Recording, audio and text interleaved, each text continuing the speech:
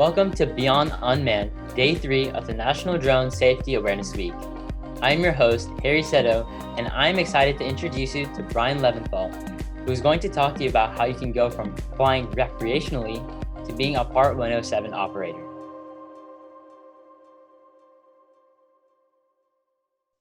Hey, how are you doing? My name is Brian Leventhal. A state trooper with the North Carolina State Highway Patrol. Been in law enforcement for about 20 years now. Got my Part 107 pilot's license, and I'm actually working on a manned aviation rotorcraft rating right now also. So just wanted to take a few minutes today and talk to you about passion to profession and kind of give you just a few ideas and steps on how you can go from flying recreationally to being a Part 107 operator, and just kind of how you can transform that passion into a profession. So I'm going to break it down into kind of three separate areas: interest, education, and action. So we'll just start with interest. If you've got an interest in flying drones, you may already be flying, or you may just kind of starting to get into unmanned aviation and just kind of curious and have questions. One of the first things I encourage people is just start flying. Get some kind of drone. It doesn't have to be anything fancy. It doesn't have to be big or expensive. You can even start with something, super small that you can just kind of fly inside your house until you get comfortable. But just start flying and build some stick time. Get your hands on some controls and just kind of start getting the feel for how a drone flies. Something to keep in mind: the ones that are small and you fly inside that don't have GPS, don't get frustrated. Those can be a little bit tricky to fly, probably even more tricky than flying something that has GPS. So once you get something that's a GPS enabled drone, take it outside, find a nice wide open area, and just start flying and getting comfortable with operating the aircraft. Something I would encourage is keep a logbook. Every time you go fly, there's different logbooks you can find out there, but just kind of keep a logbook and keep up with every time you're getting that stick time. It's something that manned aviators do. They log all of their flights. It's a good way to keep up with your proficiency. And, when it comes to finding a job down the road, you may have a prospective employer that wants to, see what kind of flying experience you've done. This is a great way to showcase that and maybe even give you a leg up on somebody else applying for a job. So the sooner you start that logbook, the better. It's not something you want to get behind on and try and catch up with. So also, as far as groups or interest goes, go out on different social media platforms. Facebook has lots of groups on there for unmanned aviation. Just kind of search around, find some different ones that look like they're interesting to you, and join one of those groups. Start connecting with people there. Find out what they're talking about, learn things, ask questions, and just engage as much as you can.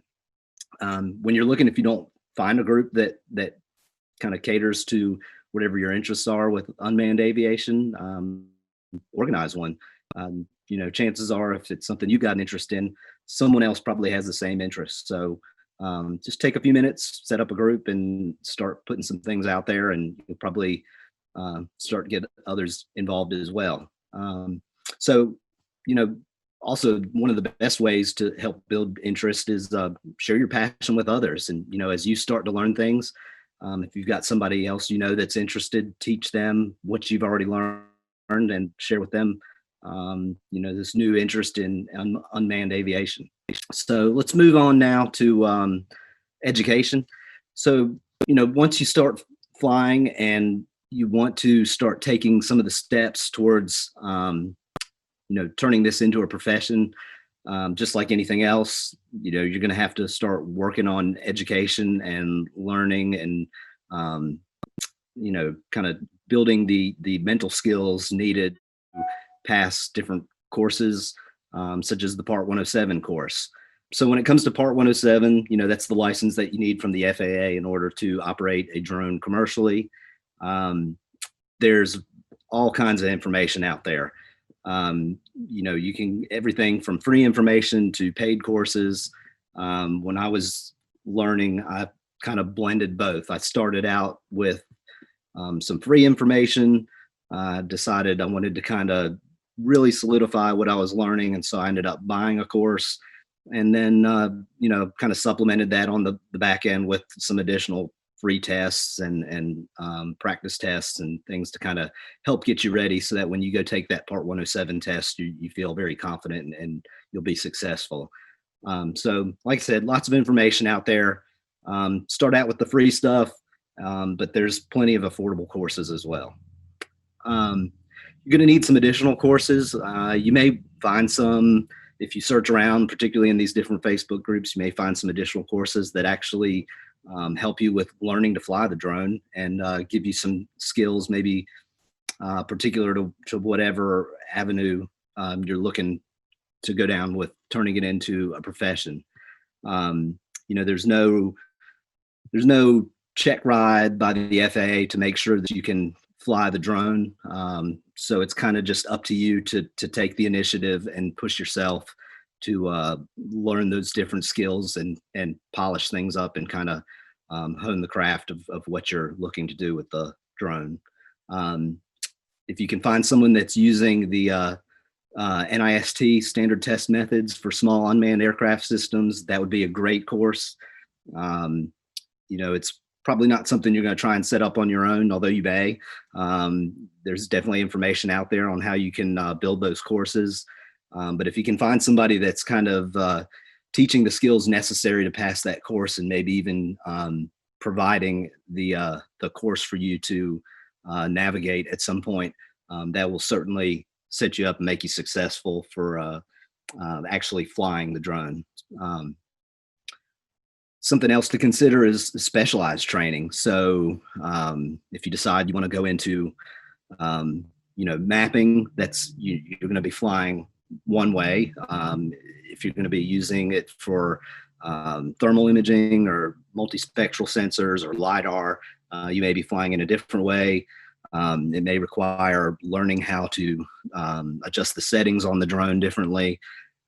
So if you know which particular avenue you're going to go with, trying to find some specialized training to help maybe guide that and just kind of help fine tune what you're learning would certainly be beneficial, because it's going to be different from course to course and depending on what you're looking to do with the drone.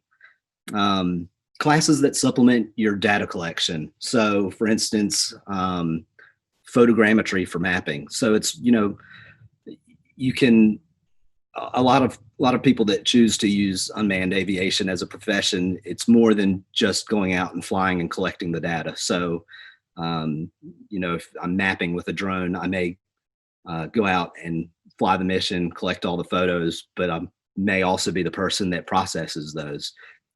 So learning how to use a photogrammetry software to take individual images, blend them together and create a single image. It's kind of another skill set. And if you can, take time, learn some classes and build that, that'll certainly help you when it comes time to looking to transition and get a job. So let's move on now and talk about action. So, you had an interest, you took steps to educate yourself a little bit more on what you need to turn this into a career. So, at some point you're going to look to put all that into action. So I would encourage you to, attend conferences and expos. It's trying to connect with as many people as you can is certainly beneficial for several reasons. One, you're just meeting some, great people that share an interest with you. Who knows, that connection will turn into a job for you, or you may be able to help them find a job at some point. Just building your network and learning from others is certainly a big plus. So, attend conferences and expos. you at some point you're probably going to want to decide, do you want to try and build your own business, or do you want to go work for someone else? Both definitely have pluses and minuses to them. Building your own business can be great from the standpoint of just having flexibility, but sometimes working for someone else can provide a little bit of stability. And so just kind of depend on, or decide on, what works best for your needs and what you would like to get out of it. So just kind of some different potential employment things to think about. People using unmanned aviation right now: surveyors, engineers, construction companies, realtors. It's used in agriculture, utilities. Something else big on the horizon: package delivery. I know here in North Carolina, there's several companies kind of working on that component. If you're an educator, creating a program for STEM at your school, and it's a great way to for you to learn it and also share what you've learned with others.